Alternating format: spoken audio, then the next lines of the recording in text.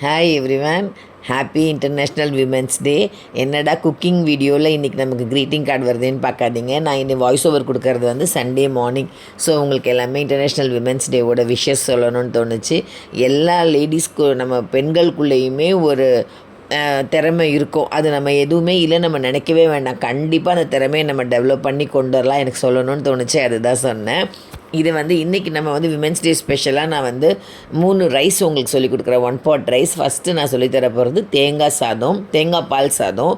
இதுக்கு குக்கரில் வந்துட்டு எண்ணெய் ஊற்றிக்கோங்க. அப்புறம் நான் நோட் பண்ணிக்கோங்க. நான் உங்களுக்கு அந்த இன்க்ரீடியன்ட்ஸ்லாம் ஒரு ஃபோட்டோ வச்சுருந்தேன் இல்லையா, அதை பார்த்துக்கிட்டிங்கல்ல. இப்போ எண்ணெய் கொஞ்சம் நல்லா காஞ்சதுக்கப்புறமா இதுக்கு வந்து நமக்கு தக்காளியெலாம் கூட தேவையில்லை, ரொம்ப சிம்பிளாக இருக்கும். 1/2 hour நான் சொல்லியிருக்கேன், ஏன்னா நம்ம குக்கர் டைமிங்காக சொன்னேன், இல்லைனா அதை விட கம்மியாக தான் ஆகும். ரைஸ் மட்டும் ஒரு 1/2 hour முன்னாடியே ஊற வச்சுடுங்க. இப்போ ஆயில் வச்சுட்டு பட்டை லவங்கம் இது எல்லாமே நம்ம போட்டுக்கலாம். என்ன தேவையோ உங்களோட டேஸ்ட்டுக்கு, ஸ்மெல்லுக்கு, ஃப்ளேவருக்கு தகுந்த மாதிரி அதை நீங்கள் ஆட் பண்ணிக்கோங்க. ஆட் பண்ணிக்கிட்டு கொஞ்சம் நான் இப்போது ரொம்ப ஸ்பீடாக வைக்கல கேஸ், அதனால் உங்களுக்கு பட்டு பட்டுன்னு வெடியில் லைட்டாக தான் வெடியுதுன்னு அப்புறம் ஃபாஸ்ட்டாக வச்சு கொஞ்சம் சிம்மில் நல்லா காய வச்சுட்டு சிம்மில் வச்சுட்டேன். ஏன்னா எனக்கு வந்து கேமரா மேலே பட்டுடுமேங்கிறதுக்காக தான், வேறு ஒன்றும் இல்லை. நல்லா வெடிக்க விட்டுடுங்க. அதுக்கப்புறம் ஆயில், வெங்காயம் போட்டுடுங்க. நல்லா வெங்காயம் கண்ணாடி மாதிரி வதங்குற அளவுக்கு வதக்கணும்.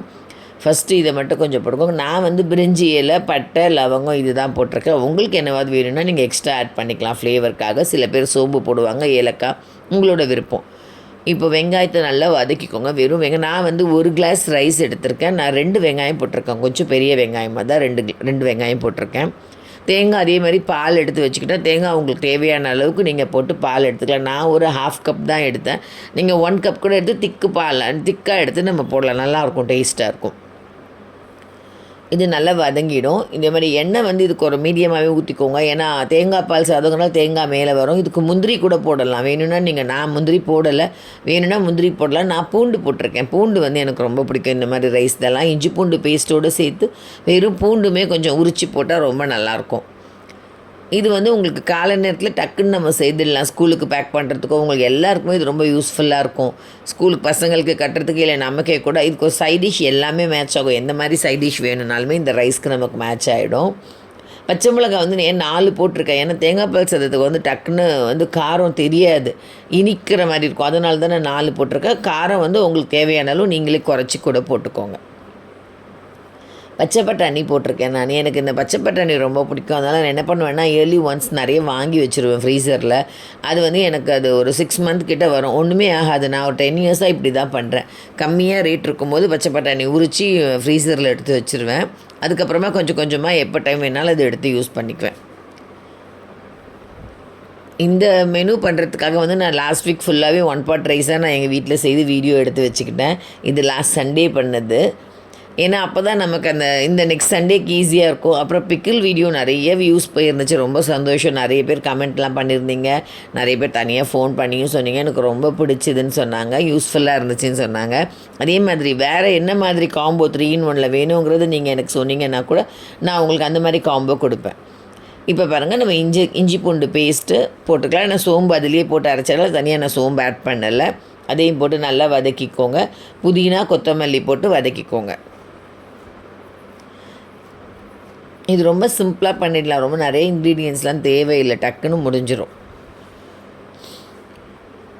நான் கொஞ்சம் இந்த வாட்டி லெங்க்த்தியாகவே வீடியோ எடுத்தேன். ஏன்னா ஷார்ட்டாக எடுக்கிறனால உங்கள்கிட்ட எதுவுமே சொல்ல முடியல. அதுக்காக தான் கொஞ்சம் லெங்க்த்தாக நான் வீடியோ வச்சுருக்கேன். தப்பாக எடுத்துக்காதீங்க. ரொம்ப நேரம் போகுதுன்னு கொஞ்சம் அட்ஜஸ்ட் பண்ணி ஃபுல் வீடியோ பார்த்துக்கோங்க, ஸ்கிப் பண்ணாதீங்க. உங்களுக்கு அப்போ தான் கரெக்டாக தெரியும், நான் என்ன சொல்ல வரேங்கிறது உங்களுக்கு புரியும். ஆக்சுவலாக என்ன தெரியுமா பண்ணிட்டேன், கேமராவை நான் ஆன் பண்ணிட்டேன்னு நினச்சி தேங்காய் பால் ஊற்றுனதெல்லாம் உங்கள்கிட்ட காமிக்க முடியல, ரைஸ் போட்டதையுமே உங்கள்கிட்ட காட்ட முடியல. நான் கொஞ்சம் ஹைட்டில் கேமரா வச்சுருந்தனால எனக்கு ஹாஃப் ஆன் எனக்கு சரியாக தெரியல. இப்போ பாருங்கள், நான் தேங்காய் பாலும் ஊற்றிட்டேன், ரைஸும் போட்டுட்டேன். கொஞ்சம் வந்து டேஸ்ட் பண்ணி பார்த்தேன் உப்பு, ஏன்னா டக்குன்னு தூக்கலாக தெரியும் தேங்காய் பால் சேர்த்து. அதனால் நம்ம செக் பண்ணிவிட்டு வேணும்னா போட்டுக்கலாம். எனக்கு கரெக்டாக தான் இருந்துச்சு, அதனால் நான் போடலை. நான் கேமரா ஆனில் இருக்குதுன்னு நினச்சிட்டு பார்த்தா ஆஃப் பண்ணிவிட்டு தேங்காய் பால் ஊற்றிருக்கேன், ரைஸ்லாம் போட்டிருக்கேன். அதனால தான் அது மட்டும் என்னால் காட்ட முடியல உங்களுக்கு. ஸோ இப்போ பாருங்கள், லைட்டாக கொதிக்குது. தேங்காய் பால் ரொம்ப கொதிக்க வேண்டாம், லைட்டாக நுரைச்சி வரும்போதே நம்ம மூடிட்டு அரிசியை போட்டுறணும். அரிசி போட்டு லெமன் மட்டும் நான் கொஞ்சம் புழிஞ்சேன். அந்த குக்கரை மூடுறதுக்கு முன்னாடி லெமன் புழிஞ்சிருவேன் லைட்டாக. நான் பிரியாணிக்கு கூட அந்த மாதிரி புழிவேன், அது எனக்கு பழக்கம், நல்லாயிருக்கும் அதுக்காக. இந்த மாதிரி புழிஞ்சிட்டு அதுக்கப்புறமா லைட்டாக பிழிஞ்சிக்கோங்க போதும். நம்ம ஒரு அழகுனா ஒரு ஹாஃப் லெமன்லேயே பாதி தான் நான் அதில் பிழிஞ்சிட்டு அதுக்கப்புறமா க்ளோஸ் பண்ணிவிட்டேன். இப்போ வெயிட் போட்டுடலாம். ஸ்டீம் வந்த உடனே வெயிட் போடுங்க.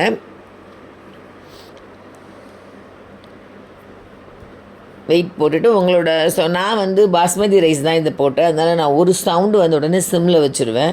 அப்புறம் ஒரு 5 மினிட்ஸில் ஆஃப் பண்ணிட்டேன். கரெக்டாக இருந்தது. ஆனால் இது ஒரு நியூ ரைஸ் தான். நான் வந்துட்டு இது அதனால் எனக்கு எப்படி இருக்குமோன்னு நினச்சேன். நல்லா இருந்துச்சு ரைஸ். இங்கே பாருங்கள், கரெக்டாக இருந்துச்சு இது. தேங்காய் பால் சாதம் இன்னும் கூட உதிராக வந்திருக்கலாம். பட் நான் ரொம்ப உதிராக பண்ண மாட்டேன். அதனால் கொஞ்சம் நான் கரெக்டான அளவு தண்ணி வச்சேன். இப்போ பாஸ்மதி ரைஸ்னால் ஒரு கிளாஸ்க்கு 2 கிளாஸ் தண்ணி வைக்கலாம். பட் நான் வந்து 1க்கு 1.5 வச்சா நல்லா குச்சாக இருக்கும். நெக்ஸ்ட்டு வந்து இது பாருங்கள், கொத்தமல்லி சாதம். அப்புறம் இந்த தேங்காய் பால் சாதத்துக்கு சைட் டிஷ் என்னென்னு நான் சிக்கன் கிரேவி பண்ணேன், ஃபிஷ் ஃப்ரை பண்ணேன். நான்வெஜ் நான் இன்னும் ரொம்ப நாள் ஆகிடுச்சு நான் இதில் போடுறதில்ல சேனலில். சிக்கன் சூப் மட்டும்தான் போட்டிருக்கேன். ஏன்னா அது ஒரு சில பல காரணங்களால் நான் நான்வெஜ் வீடியோ போடுறதில்ல. கண்டிப்பாக நான் அது இன்னும் கொஞ்சம் நாளில் நான் போடுறேன். இது வந்து கொத்தமல்லி சாதம் ரொம்ப ஹெல்த்தியாக இருக்கும். கொத்தமல்லி நான் ஒரு கப்பில் எடுத்து வச்சுருக்கேன் பார்த்தீங்கல்ல.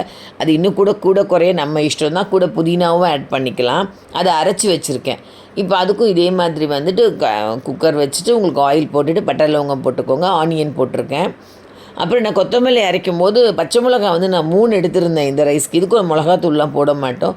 ஸோ நான் என்ன பண்ணேன்னா ஒரு மிளகா மட்டும் பாருங்கள், ஒரு பச்சை மிளகா மட்டும் இதில் வதக்கிட்டேன். 2 வந்து அரைச்சிட்டேன் கொத்தமல்லியோட. ஏன்னா அப்போ தான் நல்லாயிருக்கும் அந்த ஃப்ளேவர் டேஸ்ட் எல்லாமே. அதனால் 2 மிளகாய் நான் அதில் போட்டு அரைச்சிருக்கேன் கொத்தமல்லியில். இதுக்கும் பச்சை பட்டாணி போட்டிருக்கேன். நான் ஒரே நாளில் பண்ணலங்கிறனால இது வந்து நான் சண்டே இது டியூஸ்டே பண்ணேன். ஸோ அதனால் வந்து நான் இதை பச்சை பட்டாணி ஆட் பண்ணேன். டேஸ்ட்டாக இருக்கும். குழந்தைங்களுக்கு இதை நீங்கள் கொடுக்கும்போது கூட ஹெல்த்தியாக இருக்கும்ல பச்சை பட்டாணி ஆட் பண்ணுறது. இது ஒன்றும் ஃப்ளேவர்ஸ்லாம் அது உங்களுக்கு கலர்லாம் எதுவுமே இல்லை, ஃப்ரெஷ் பச்சை பட்டாணி தான் நான் போட்டிருக்கேன். அதனால் நல்லாயிருக்கும். நீங்கள் குழந்தைங்களுக்கு பண்ணுறீங்கன்னா பொட்டேட்டோ கூட ஆட் பண்ணலாம், நல்லாயிருக்கும் இதில் கொத்தமல்லி சாதத்தில். பெரியவங்கன்னா அவ்வளோ சாப்பிட மாட்டாங்க. அதனால் நீங்கள் குழந்தைங்களுக்கு கட்டுறீங்க அப்படின்னா உங்களுக்கு உருளைக்கிழங்கு ஒத்துக்கோன்னா நீங்கள் தாராளமாக பொட்டேட்டோ போடலாம். ரொம்ப நல்லாயிருக்கும் அதுவும் போட்டிங்கன்னா. அதே மாதிரி ஜிஞ்சர் கார்லிக் பேஸ்ட்டு போட்டுட்டு வேணும்னா இதுக்கு கரம் மசாலா ஆட் பண்ணிக்கலாம், நல்லாயிருக்கும். நம்ம ஆட் பண்ணலை, தேங்காய் பால் சாதத்துக்கு கரம் மசாலா ஆட் பண்ணல. இதுக்கு வந்து நான் இஞ்சி பூண்டு பேஸ்ட்டு போட்டிருக்கேன், கொஞ்சம் கரம் மசாலா ஆட் பண்ணேன். கொத்தமல்லி சாதாரணமாக துவையல் அரைப்போம். கம்மி ரேட்டில் விற்கும்போது கொத்தமல்லி நம்ம இந்த மாதிரி யூஸ் பண்ணால் நல்லது. கொத்தமல்லியும் வயத்துக்கு ரொம்ப நல்லதுன்னு சொல்லுவாங்க. ஸோ நீங்கள் கொத்தமல்லி எப்போவுமே நம்ம சட்னிலாம் அரைக்கிறோம் இல்லையா, டிஃப்ரெண்ட்டாக கொத்தமல்லி சாதம் நமக்கு 1 பாட் ரைஸில் பண்ணிட்டோம்னா ஈஸியாகவும் இருக்கும். இதுக்கு சாப்பிட்றதுக்கும் ஈஸியாக இருக்கும். நம்ம கொத்தமல்லியும் வயிற்றுக்குள்ளே போன மாதிரி இருக்கும். அதுக்காக தான் நான் கொத்தமல்லியோட பச்சை மிளகாய் அரைச்சி வச்சுருக்கேன். நான் புதினா போடலை. புதினா இருந்தால் நீங்கள் போடுங்க, என்கிட்ட இல்லை, நான் போடலை. போட்டால் நல்லாயிருக்கும். கூட கொஞ்சம் அரைச்சும் போடலாம்.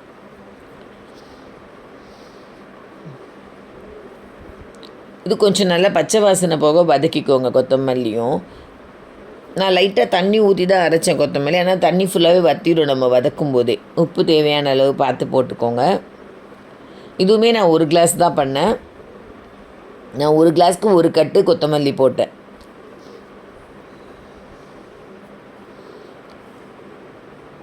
கரம் மசாலா கொஞ்சம் போட்டேன். நான் கொத்தமல்லி சாதத்துக்கு மட்டும் கரம் மசாலா போட்டேன். கொஞ்சம் நல்லாயிருக்கும் ஃப்ளேவர், பார்க்க பிரியாணி மாதிரி இருக்கும். குழந்தைங்களுக்கு வந்துட்டு கொத்தமல்லி சாதம்ன்ற மாதிரி தோணாது. க்ரீன் பிரியாணி கூட நீங்கள் சொல்லி கொடுத்துடலாம் குழந்தைங்களுக்கு. பீஸ் பிரியாணின்னு சொல்லிட்டு கொடுத்தீங்கன்னா கூட விரும்பி சாப்பிடுவாங்க. ஏன்னா அவங்க கொத்தமல்லிலாம் தனியாக சாப்பிட வைக்க முடியாது இல்லையா. சட்னி துவையல் இதெல்லாம் பண்ணால் குழந்தைங்க சாப்பிடுவாங்களான்னு தெரியாது. பட் இந்த மாதிரி கட்டிட்டு சாப்பாட்டில் லஞ்ச் பேக் பண்ணி கொடுத்துட்டிங்கன்னா குழந்தைங்க அழகாக சாப்பிட்ருவாங்க. இது நான் வந்து மிக்சியில் இது பண்ணிவிட்டு ஒரு கப் தண்ணி ப்ளஸ் ப்ளெயின் வாட்டர் 1 கிளாஸ் ஊற்றிட்டேன். இவ்வளோ க்ரீனாக இருக்காது. ரைஸ் வெந்ததுக்கப்புறம் பார்த்திங்கன்னா க்ரீன் கலர் கொஞ்சம் லைட் ஆகிடும். அதனால் குழந்தைங்க சாப்பிடுவாங்க, ஒன்றும் டிஃப்ரெண்ட்டாக தெரியாது. இதுவுமே தண்ணி கொதிக்கும் போது அரிசி போட்டுட்டு மூடிடுங்க. அதே மாதிரி இது வந்து நார்மல் ரைஸில் தான் பண்ணேன். 1/2 அன் ஹவர் முன்னாடி ஊற வச்சுட்டு, இது நான் எப்படி சாதம் வடிக்கிற டைமிங் கொடுப்பனோ அதே அளவு தான் கொடுத்தேன் வேக வைக்க. நீங்களும் அதே மாதிரி பார்த்து உங்கள் வீட்டு குக்கரில் எப்படி நீங்கள் டைம் நோட் பண்ணுவீங்களோ அந்த மாதிரி கொடுத்துக்கோங்க.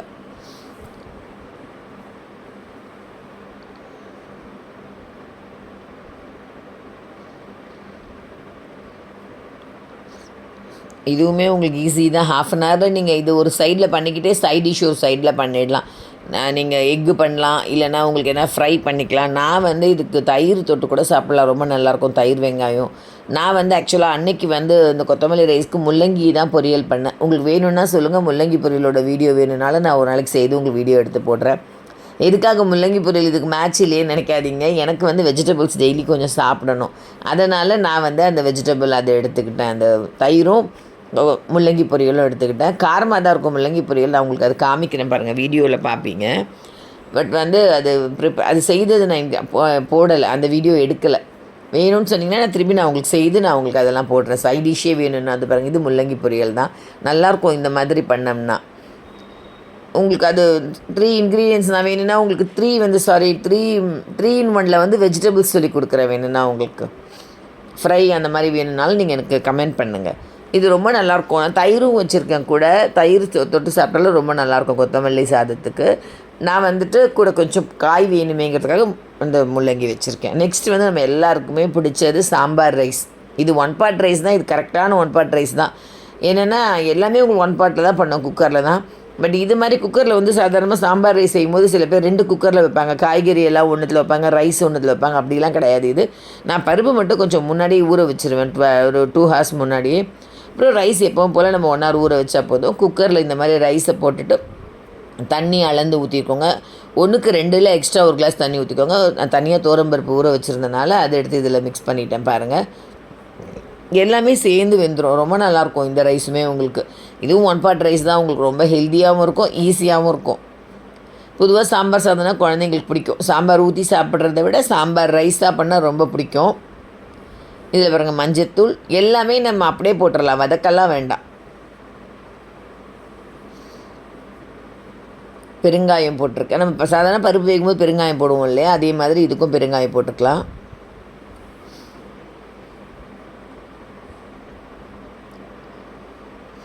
என்கிட்ட என்னென்ன காய் இருக்கோ அதுதான் போட்டேன். நீங்கள் எல்லா காயுமே போடலாம். பொதுவாக சவுச்சவ்லாம் போடுவேன், ஆனால் என்கிட்ட இல்லை அன்றைக்கி, அதனால் நான் போடல. நூக்கல், சவுச்சவ் அதெல்லாம் கூட போடலாம். நான் வந்து கேரட்டு, பீன்ஸு, அவரைக்காய் இருந்தது, அதுதான் போட்டேன். கொஞ்சம் கருணக்கிழங்கு போட்டேன். பட் நீங்கள் குழந்தைங்களுக்கெலாம் கட்டிருந்தா பொட்டேட்டோலாம் இருந்தால் கூட போடுங்க, ரொம்ப நல்லாயிருக்கும். ஹோட்டலில் பார்த்தீங்கன்னா எல்லா காயுமே போடுவாங்க. முருங்கைக்காய் போடலாம். பட் நம்ம ரொம்ப நேரம் வேக வைக்கிறனால அது ரொம்ப உறிஞ்சி குச்சாக போய்டும். நான் சின்ன வெங்காயம் போட்டிருக்கேன். நீங்கள் உங்களுக்கு சின்ன வெங்காயம் யூஸ் பண்ண பிடிக்கலன்னா பெரிய வெங்காயம் போட்டுக்கலாம். தக்காளி அதே மாதிரி நான் 3 தக்காளி போட்டிருக்கேன். ஒரு அழகு தான் இதுவுமே. ரைஸ் வந்து ஒரு அழகோட கொஞ்சம் ஜாஸ்தி, மீதி வந்து பருப்பு போட்டிருக்கேன். ஸோ அதுக்கு அளவுக்கு நான் தக்காளி வந்து 3 தக்காளி போட்டிருக்கேன். கொஞ்சம் புளியும் நான் ஊற்றுவேன். கத்திரிக்காய் பாருங்கள், கத்திரிக்காய் ஒரு 3 கத்திரிக்காய் இருந்துச்சு, அதை போட்டேன். கத்திரிக்காய் கலர் மாறிடுச்சு நினைக்காதீங்க, நான் வச்சுட்டு வீடியோலாம் எடுத்தனால கலர் சேஞ்ச் ஆகிடுச்சு. மற்றபடி நல்ல கத்திரிக்காய் தான். கருணக்கிழங்கும் பச்சை மிளகாவும். கருணக்கிழங்கு கொஞ்சமாக போட்டேன். ஏதாவது ஒரு கிழங்கு வகை போட்டால் நல்லாயிருக்கும்னு தோணுச்சு, அதனால் கருணக்கிழங்குறதுனால அது கொஞ்சம் போட்டிருக்கேன். ஆனால் குழையவே இல்லை, கருணக்கிழங்கு அவ்வளோ நல்லா இருந்தது சாப்பிடும்போது. ஆக்சுவலாக நான் சாப்பிட்டு தான் இந்த வீடியோ வாய்ஸ் ஓவர் கொடுக்குறேன்.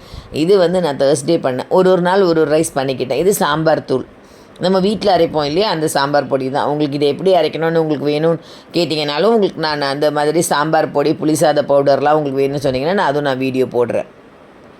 நான் வீட்டில் அரைச்ச சாம்பார் பொடி போட்டுட்டு உப்பு போட்டாச்சு. புளி பாருங்கள், இவ்வளோ தான், கொஞ்சமாக புளி தான், ரொம்பலாம் வேண்டாம். கொஞ்சமாக புளி போட்டுட்டு அதை ஊற வச்சுக்கோங்க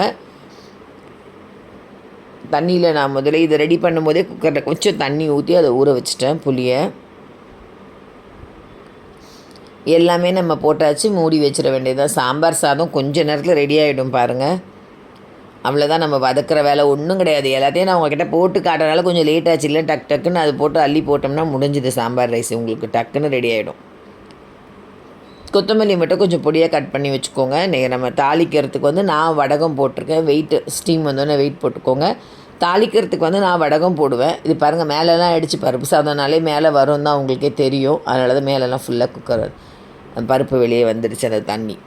பாருங்கள், ரெடி ஆகிடுச்சு பாருங்கள், கரெக்டாக இருக்குது. ஆனால் நம்ம புளி ஊற்ற போகிறோம். இப்போ புளி நான் கரைச்சி வச்சுருக்கேன், அதை ஊற்றிடுவேன். கூட கொஞ்சம் வேணாலும் தண்ணி நம்ம ஆட் பண்ணிக்கலாம். ஏன்னா மத்தியானம் நம்ம சாப்பிடும்போது ரொம்ப கட்டியாக ட்ரை ஆகிடும் இல்லையா. ஸோ நான் தண்ணி கொஞ்சம் ஊற்றிட்டேன். கொத்தமல்லி போட்டுட்டு கலந்து விட்டுருங்க.